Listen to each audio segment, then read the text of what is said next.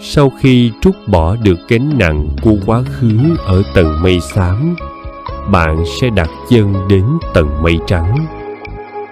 Ở đây, bầu trời trông rất đẹp. Những đám mây trắng xốp, êm ái như những bông gòn, tạo cho bạn cảm giác nhẹ nhàng và an toàn. Nhiều người dừng lại ở đây và tự bảo mình: vậy là đủ rồi, mình đã bình an, mình không cần cố gắng thêm nữa. Đây chính là trạng thái an phận giả tạo. Bạn tưởng mình đã giác ngộ, nhưng thực chất bạn chỉ đang trốn trong một vùng an toàn của tâm trí. Bạn né tránh những va chạm, né tránh sự đời, vì sợ mất đi sự thanh tịnh.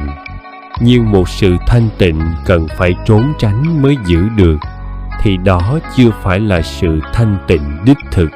Nam leo lên cao hơn, nơi sương mù đã tan và mây xám đã lùi xa. Anh thấy một ngôi làng nhỏ nằm lọt thỏm giữa những đám mây trắng bồng bềnh. Ở đó, mọi người sống rất chậm. Họ không tranh giành, không lo âu, nhưng ánh mắt họ lại thiếu đi sức sống và sự nhạy bén. Nam gặp một thanh niên đang ngồi thiền bên bờ suối. Người này nói với Nam: đừng leo lên đỉnh núi làm gì cho mệt. Ở đây đã có đủ nắng, đủ gió và chẳng có nỗi đau nào chạm đến được. Hãy ở lại đây, chúng ta sẽ cùng nhau hưởng thụ sự bình yên này mãi mãi. Nam suýt chút nữa đã đồng ý, cho đến khi ông lão chủ tiệm cầm đồ đi ngang qua. Ông không nói gì, chỉ ném một viên sỏi xuống dòng suối đang tĩnh lặng. Mặt nước xao động và thanh niên ngay lập tức mở mắt, lộ rõ sự khó chịu và gắt gỏng vì bị làm phiền. Ông lão nhìn Nam và nói: bình yên của họ mỏng manh như bọt nước. Họ chỉ đang xây một bức tường ngăn cách với thế giới, chứ không phải đang hòa nhập với nó.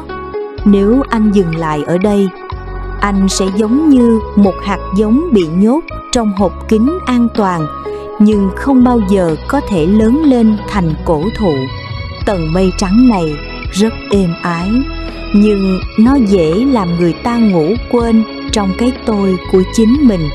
Đức Phật dạy rằng hoa sen không thể mọc trên đá, nó chỉ mọc trong bùn.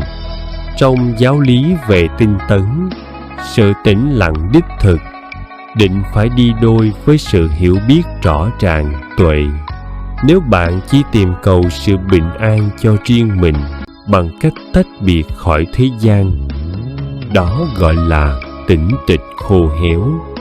Tầng mây trắng tan biến khi bạn nhận ra rằng sự bình yên thực sự là khi bạn có thể đứng giữa chợ đời, giữa những thị phi và biến động mà tâm vẫn không lay chuyển.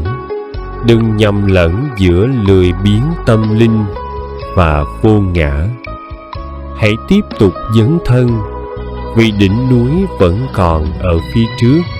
Bạn thân mến, tầng mây trắng là một trạm dừng chân tuyệt vời để hồi phục sức lực, nhưng đừng biến nó thành ngôi nhà vĩnh cửu. Sự nhẹ nhàng mà bạn đang cảm thấy chỉ là bước đầu của hành trình.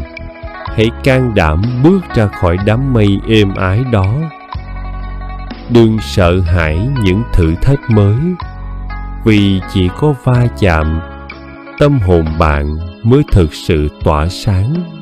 Tầng mây tiếp theo, tầng mây ngũ sắc, sẽ thử thách bạn bằng những thứ còn quyến rũ hơn cả sự bình an này. Khi bạn đã vượt qua được sự an phận của tầng mây trắng, bầu trời sẽ mở ra một cảnh tượng lộng lẫy chưa từng có. Đó là tầng mây ngũ sắc. Những dải mây hồng, tím, vàng, xanh đan xen tỏa ra thứ ánh sáng lung linh như ngọc trai. Ở tầng mây này, bạn không còn đối diện với nỗi đau hay sự u mê nữa. mà đối diện với sự tự mãn và ảo vọng. Đây là nơi của những danh tiếng, sự ngưỡng mộ từ người khác và cảm giác rằng mình đã là một ai đó đặc biệt.